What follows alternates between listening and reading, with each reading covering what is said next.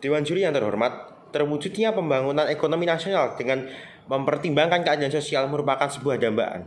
Kami sebagai tim afirmasi menyetujui bahwa sebagai negara berkembang dengan potensi maritim, Dewan ini tidak akan menggunakan strategi ekonomi biru. Pada status quo, negara berkembang belum mampu memberikan keadilan secara maksimal apabila menggunakan strategi ekonomi biru. Sebagai contoh, negara B adalah negara berkembang dengan potensi ekonomi biru atau sumber daya maritim yang besar. Banyak kapal besar yang lalu lalang untuk aktivitas ekonomi di laut, yang menyebabkan kapal-kapal dan nelayan-nelayan kecil tidak dapat memenuhi kebutuhan ekonominya di lautan. Padahal mereka memanfaatkan sumber daya laut menjadi terpinggirkan, seolah tidak ada, dan tidak dapat mencari nafkah seperti biasanya. Problematik ini disebabkan oleh banyaknya negara-negara berkembang yang berusaha memaksimalkan potensi maritimnya untuk meningkatkan kondisi ekonomi suatu negara tersebut, tetapi justru melupakan bahwa di balik itu semua pasti membuat masalah-masalah baru pada rakyat kecil, terutama mereka yang mengandalkan laut sebagai pemenuhan hajat hidupnya. Timbulnya angka kemiskinan dan pengangguran serta kerusakan lingkungan merupakan efek dari adanya sistem ekonomi tersebut. Dengan mendukung mosi ini, kami dengan bangga sebagai tim afirmasi mendukung mosi ini karena mampu memecahkan masalah yang dialami dalam pengembangan sektor ekonomi negara-negara berkembang yang memiliki potensi lautan, terciptanya pembangunan ekonomi dan memperhatikan kondisi masyarakat dan lingkungan. Penerapan sistem ekonomi yang tidak hanya berpusat pada laut merupakan solusi yang penting karena perlu direalisasikan di negara-negara berkembang supaya angka kemiskinan, pengangguran, kematian, dan kerusakan lingkungan tersebut dapat diminimalisir dan bahkan bisa dicegah. Lalu memasuki pada tahap argumen. Yang pertama, urgensi. Argumen tersebut penting untuk dibahas karena pelaksanaan strategi ekonomi biru tidak efektif dan membuat masalah krusial yang baru dalam negara-negara berkembang. Sebagai contoh, dalam status quo, negara D memiliki lautan yang sangat luas, maka dibuatlah tol laut.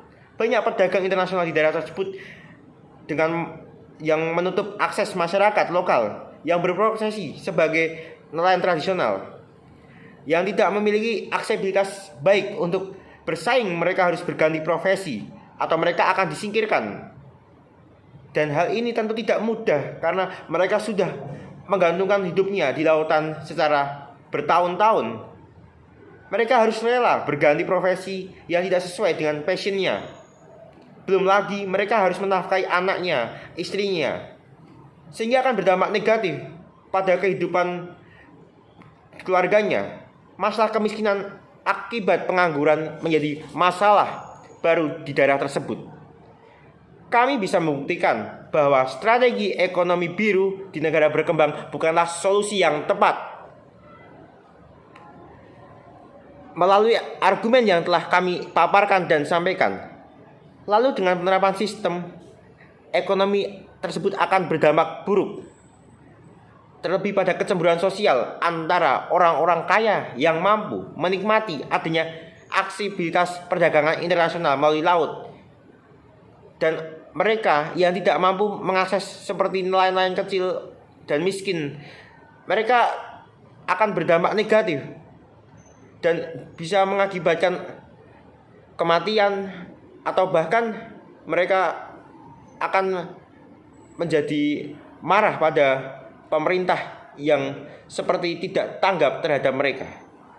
Lalu yang kedua, dampak yang terjadi bila pembangunan ekonomi berbasis maritim akan mampu merusak sumber daya alam lautan yang terletak di bawahnya, seperti terumbu karang, ikan-ikan kecil yang berada di bawah laut. Potensi maritim seperti ikan tersebut yang jika mampu bertahan hidup hingga dewasa, hingga besar, akan bernilai jual yang sangat tinggi. Justru tidak ada harapan saat ini karena rusaknya terumbu karang imbas strategi ekonomi biru yang dilaksanakan. Dampak ini akan sangat penting karena ekosistem sumber daya alam laut merupakan basis sesungguhnya daripada negara-negara berkembang yang memiliki potensi maritim tinggi. Lalu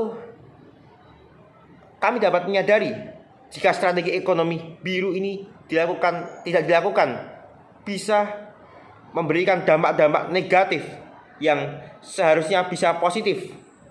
Seperti sektor ekonomi yang seharusnya bisa dimanfaatkan, sektor ekonomi lautan yang sebenarnya bisa dimanfaatkan, tapi karena basisnya maritim, kami tidak setuju, maka tidak dapat dimaksimalkan dengan baik. Kami bisa membuktikan bahwa hal-hal seperti ini tidak akan terjadi dengan cara-cara yang telah kami sampaikan dan paparkan. Seperti dengan adanya pemanfaatan ekonomi di berbagai sektor secara adil, tanpa membedakan potensi maritim, potensi agraris, atau potensi-potensi lainnya. Tapi di negara berkembang justru harus memanfaatkan semuanya secara maksimal, tidak hanya satu atau dua, karena mereka belum bisa mencukupi jika hanya berdasarkan pada satu sektor saja. Dan sektor tersebut pasti akan berdampak negatif bagi masyarakat di sekitar sektor tersebut. Karena negara berkembang belum mampu menyaingi negara-negara maju yang bisa fokus pada satu sektor, tapi mereka bisa berhasil dalam sektor tersebut. Sehingga kami tidak bisa menyamakan antara negara berkembang dengan sektor maritimnya dengan negara maju yang memiliki sektor maritim juga. Mereka akan pasti berbeda, tidak dapat balance.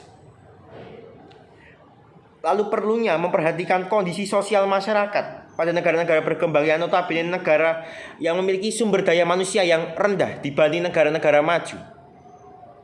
Seperti nelayan yang telah kami sampaikan, lalu adanya para penjual-penjual ikan yang mereka memiliki akses pendidikan yang rendah dan gaji yang tidak seberapa.